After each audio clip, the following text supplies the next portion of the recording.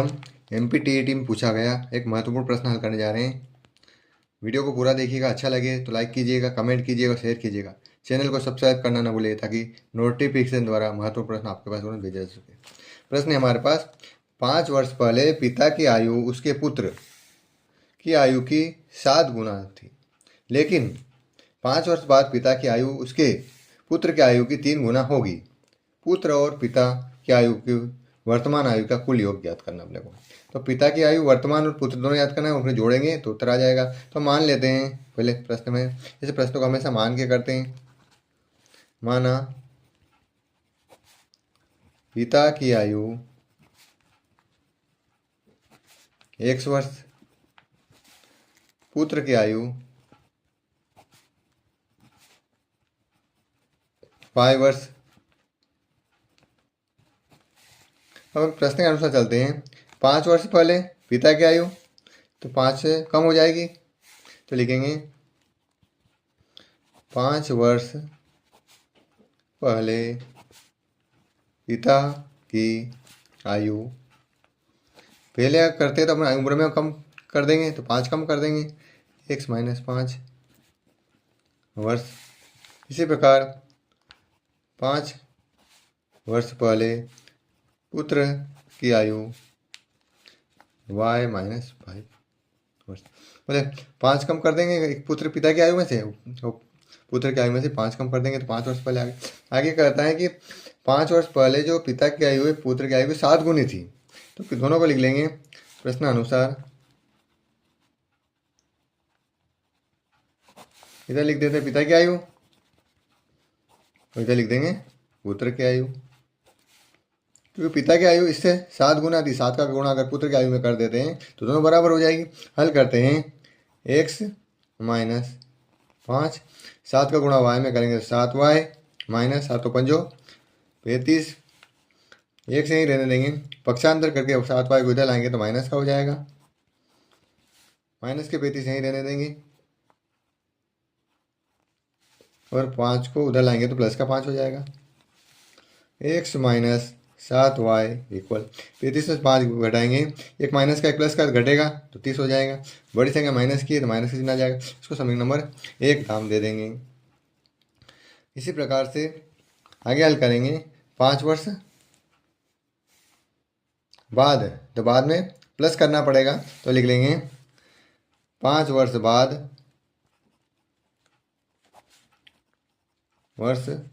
बाद पिता की आयु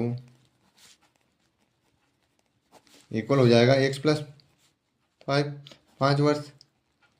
इसी प्रकार पुत्र की आयु हो जाएगी 5 वर्ष बाद पुत्र की आयु तो y + 5 वर्ष। वापस प्रश्नानुसार जो कह रहा है वो लिख देंगे अपन।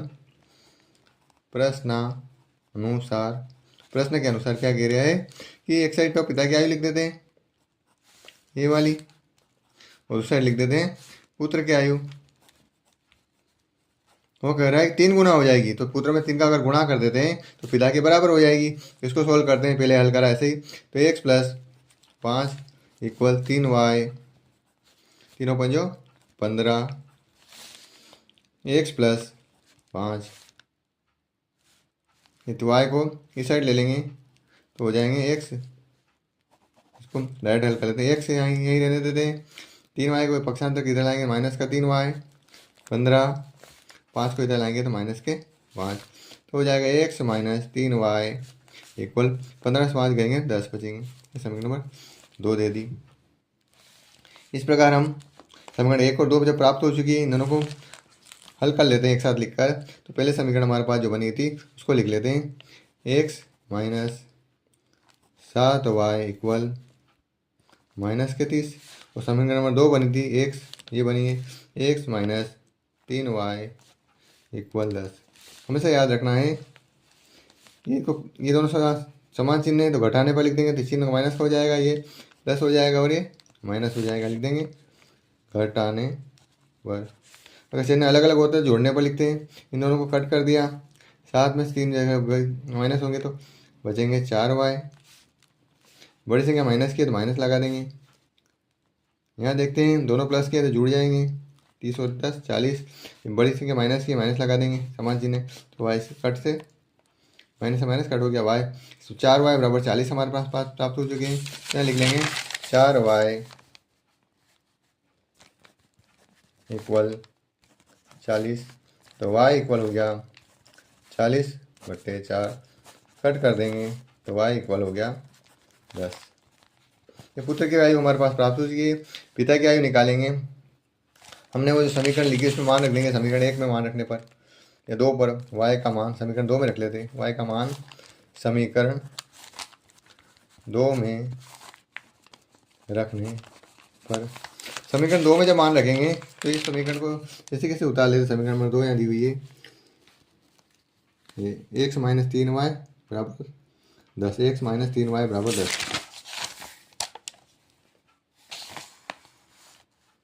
x - 3y बराबर 10। इस समीकरण में x - 3y y की जगह में लिख देंगे 10, तो हो जाएगा x - 3 दाम 30 इक्वल 10।